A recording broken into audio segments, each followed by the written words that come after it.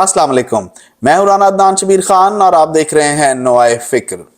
पाकिस्तान तहरीके इंसाफ को बहुत बहुत मुबारक हो। पाकिस्तान तहरीके इंसाफ के बानी इमरान खान साहब पुराने ट्विटर और मौजूदा एक्स पर शहबाज गिल साहब की अनथक मेहनत की वजह से नोबेल पीस प्राइज के लिए नॉमिनेट यानी नामजद हो गए हैं।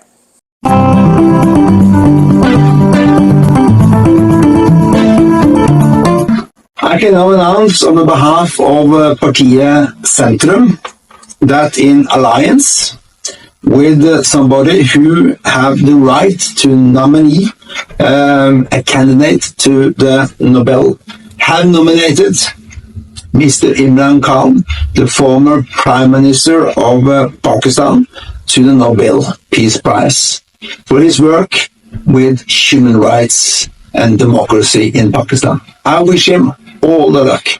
Thank you. नॉर्वे की एक बहुत बड़ी सियासी जमात पार्टिया सेंट्रम के सरबरा मिस्टर गियर लिपस्टेड ने इमरान खान साहब को नोबेल पीस प्राइज के लिए नामजद कर दिया। ये वीडियो जो आपने अभी देखी पाकिस्तान तहरीके इंसाफ के ऑफिशियल एक्स अकाउंट पर इस वक्त पिन की हुई है। पाकिस्तान तहरीके इंसाफ की तमाम लीडरशिप इस नॉमिनेशन पर फौरन एक्टिवेट हो गई। उमर अयूब खान ने अपने एक्स अकाउंट पर फरमाया, heartiest congratulation to prime minister Imran Khan साहब to be nominated for the Nobel peace prize. He is fighting relentlessly for the rule of law and democracy in Pakistan. Naeem Haider Panjotha साहब ने फरमाया, इमरान खान के नाम की नोबेल अमन इनाम के लिए नामजदगी पूरी कौम के लिए बाइस इफ्तिखार है। ये है हमारा पाकिस्तान। फिर इमरान रियाज साहब जो हैं, फिर आलमगीर खान साहब, साबर शाकिर साहब जो बहुत बड़ा नाम है सहाफत में, वो भला पीछे कैसे रह सकते थे। जुल्फी बुखारी साहब ने भी ट्विटर पर अपने ख्यालात का इजहार किया। वजाहत सईद साहब को भी जरा आप सुन लें।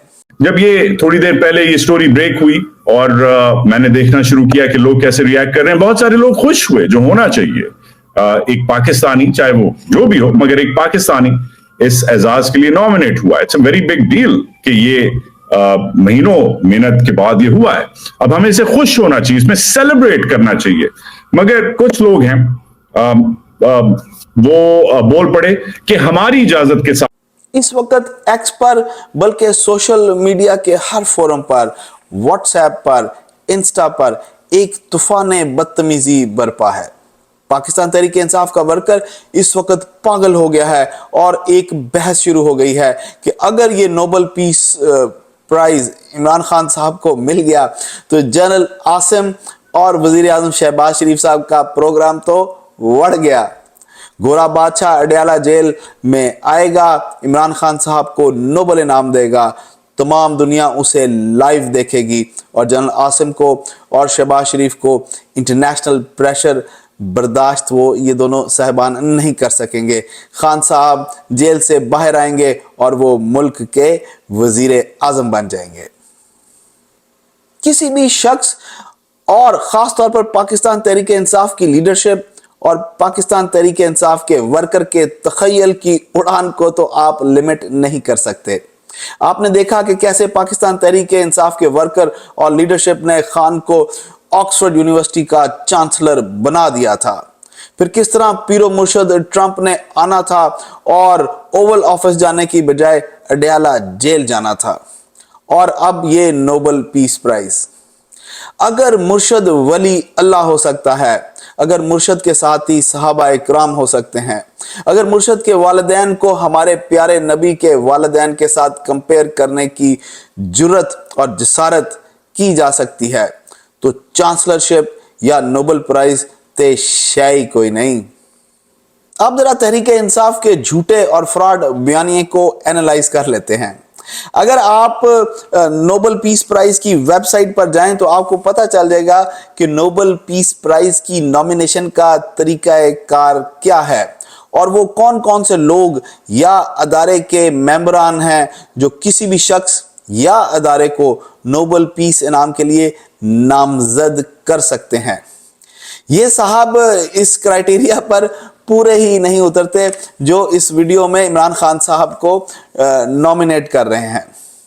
2021 کے ناروے کے الیکشن میں یہ جو میں نے بہت بڑی جماعت آپ کو بتائی، اس نے 0.2% ووٹ حاصل کیے پورے ناروے کے اندر، اور ان کی پارٹی کبھی بھی الیکشن نہیں جیتی، اور ان کا کوئی بھی بندہ یا انڈیویجول کسی بھی ناروے کی اسمبلی میں موجود نہیں ہے۔ دوسری بات جو آپ کو اس ویب سائٹ پر جانے کے بعد پتا چلے گی وہ یہ کہ the Nobel Committee does not confirm the names of nominees neither to the media nor to the candidates themselves۔ یعنی جن لوگوں نے اس انعام کا فیصلہ کرنا ہے وہ نامزد امیدواران کا نام نہ تو میڈیا کو دیتے ہیں اور نہ ہی نامزد امیدوار کو بتاتے ہیں کہ جناب آپ کا نام ہمارے زیر غور ہے۔ پھر آپ کو اس ویب سائٹ سے یہ بھی پتا چلے گا کہ 31 جنوری 2025 آخری تاریخ تھی نامزدگی کے نام دینے کی، جو کہ گزر چکی ہے اور یہ ویڈیو کل آئی ہے۔ بہرحال فراڈ کے لیے بھی تھوڑی سی عقل کی تو ضرورت ہوتی ہے۔ پھر 10 اکتوبر کو یہ اناؤنس کر دیا جائے گا کہ نوبل پیس پرائز ملنا کس کو ہے، اور 10 دسمبر کو اوسلو ناروے کو ایک سیمینار ہوگا اور ایک سیریمنی ہوگی، اور اس میں اس شخص کو وہ نوبل پرائز دے دیا جائے گا۔ میں پاکستان تحریک انصاف کو ان کی تمام تر حرکتوں کے باوجود ہوا کا حق دیتا ہوں، اور دعا کرتا ہوں کہ اللہ کرے کہ خان صاحب کو نوبل پیس پرائز کے لیے نومینیٹ کر دیا جائے، اور وہ نومینیٹ ہو گئے ہوں اور ان کو یہ نوبل پیس پرائز مل بھی جائے جس طرح پہلے ملالہ یوسفزئی کو ملا ہے۔ اب میں آپ کو بتاتا ہوں کہ ایسی حرکتیں کیوں کی جاتی ہیں، اس کے پیچھے مقاصد کیا ہوتے ہیں، اس کے پیچھے سوچ کیا ہوتی ہے۔ ہمارے اس ان پڑھ اور خاص طور پر پڑھے لکھے جہلا کے معاشرے کی سائیکی کیا ہے؟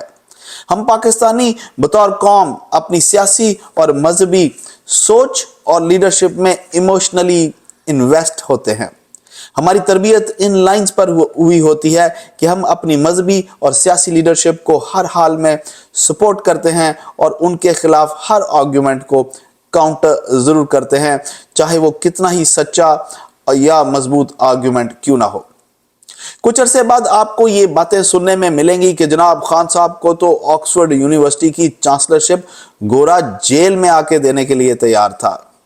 نوبل پیس پرائز کا تو بالکل فائنل تھا، خان کے مقابلے کا کوئی اور بندہ بھی نہیں تھا۔ ٹونی بلیئر جو برطانیہ کا سابق وزیر اعظم تھا، خان صاحب کے حق میں ویسے ہی دستبردار ہو گیا۔ وہ تو خان نے خود جواب دے دیا کہ میرے پاس ٹائم نہیں کہ میں آکسفورڈ یونیورسٹی کو توجہ دے سکوں۔ اور نوبل پیس پرائز کی تو ایکس پر خان صاحب کی ٹویٹ بھی آ گئی۔ اس میں عمران خان صاحب فرماتے ہیں، میں امن کے نوبل انعام کا حقدار نہیں۔ نوبل انعام کا مستحق وہ شخص ہوگا جو کشمیری عوام کی امنگوں کی روشنی میں تنازع کشمیر کا حل تلاش کرے گا اور برِ صغیر میں امن و انسانی ترقی کی راہ ہموار کرے گا۔ آپ نے دیکھا کہ پاکستان تحریک انصاف کی جو لیڈرشپ ہے وہ عمران خان کے غبارے میں ہر وقت ہوا بھر کر رکھتے ہیں، اور وہ میک شور کرتے ہیں کہ آپ ان کی ہر بات بہت غور سے سنیں اور پھر اس پر ایمان بھی لے کر آئیں، اور یہاں تک اس پر ایمان لے کر آئیں کہ امت مسلمہ کے اس لیڈر کی شراب جو کباچے کے ساتھ بیٹھ کر پیتا ہے اس کو بھی حلال گردانیں۔ یہ 804 جیتے گا آپ لکھ لیں میرے تھے، کیونکہ وہ سچا ہے۔ I've spent 24 years with him شوکت خانم میں۔ دوسرا اس پہ الزام لگاتے ہیں کہ وہ کوکین لیتا ہے، ان کے ساتھ کئی دفعہ شراب پی ہے، ایک ڈرنک سے زیادہ کبھی نہیں پی خان صاحب نے۔ جھوٹ بولتے ہیں یہ سب، اس کو بدنام کرنا چاہ رہے ہیں۔